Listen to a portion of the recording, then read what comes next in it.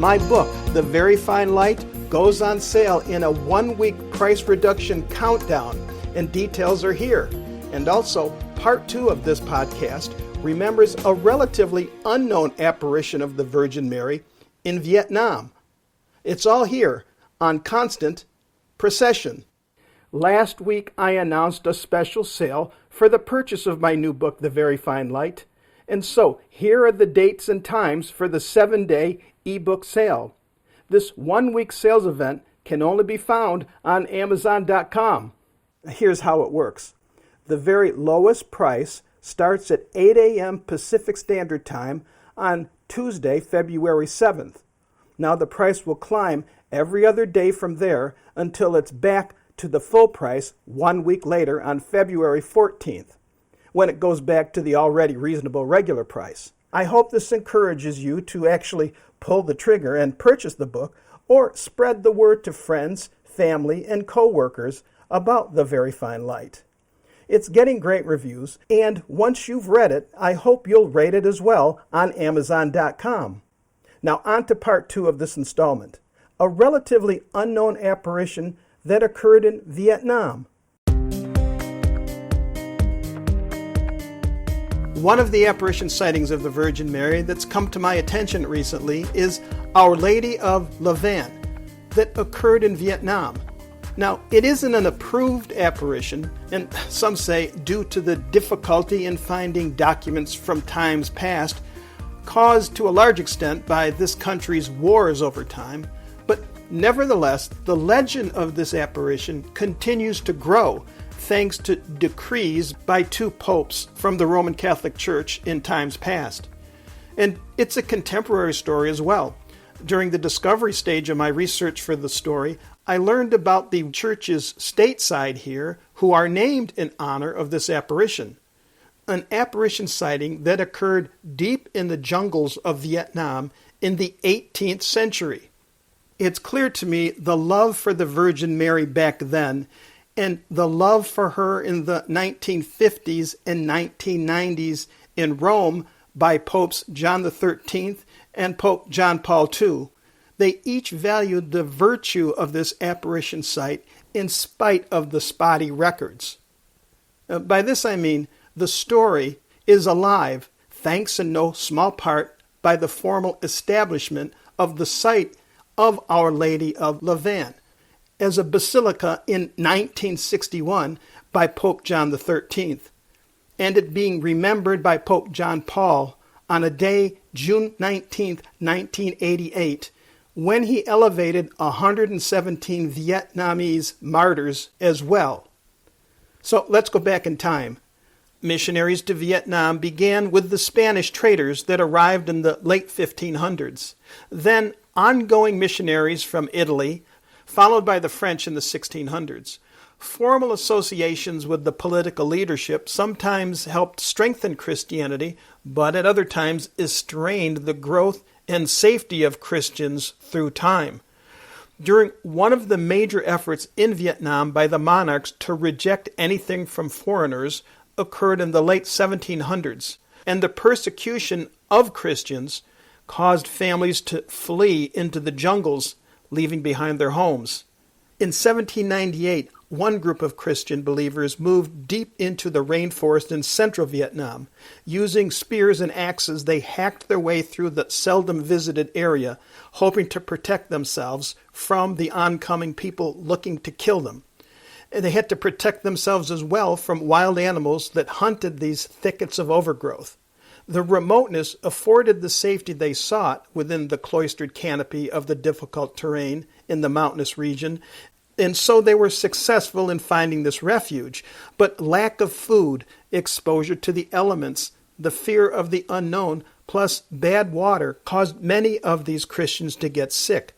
The emotional toil in this deep part of the jungle led many of them to seek consolation by meeting each evening at a certain large tree in order to recite the rosary in a group setting.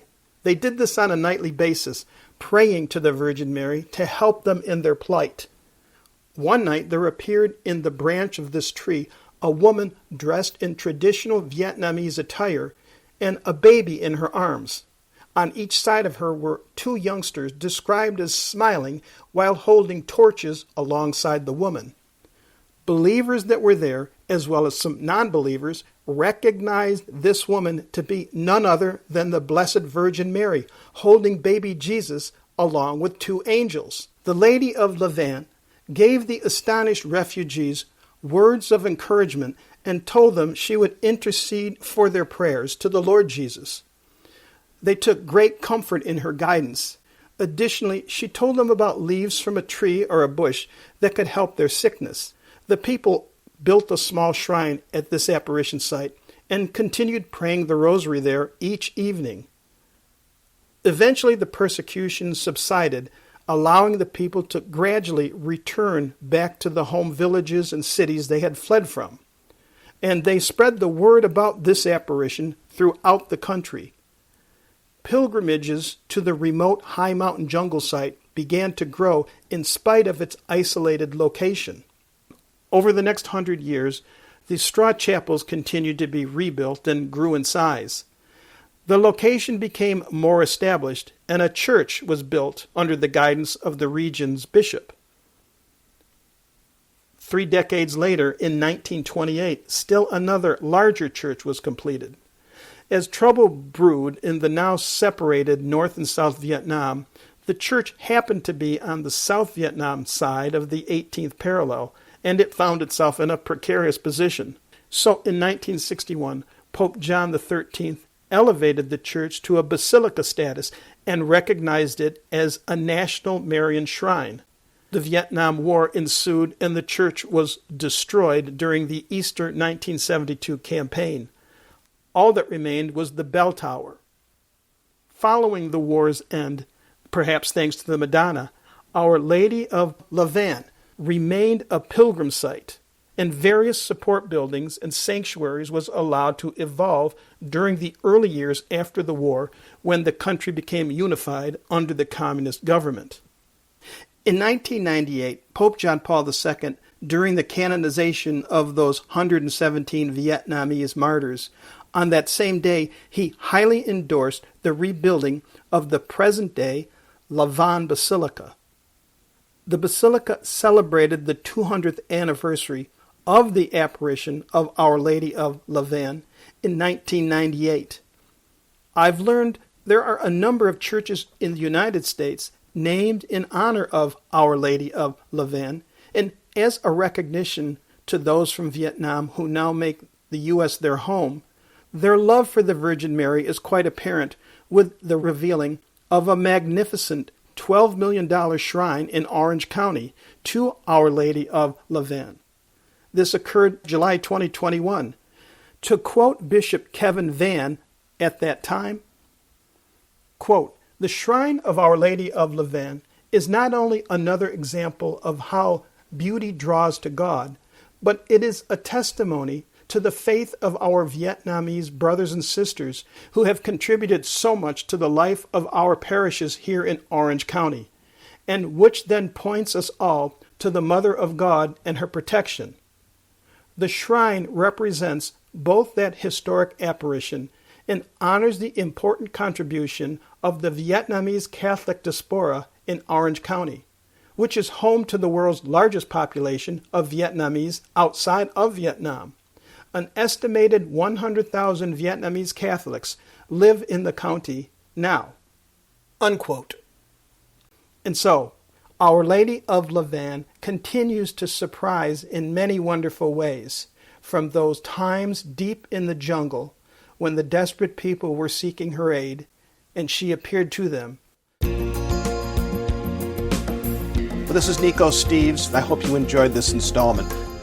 My book can be found using the title, The Very Fine Light, on Amazon.com. Please feel free to contact me at nicosteves.com. That's Nikos Steves, Steves.com. If you like this episode, and for more, share them with friends. Well, this is Nico Steves. Thank you. See you next time.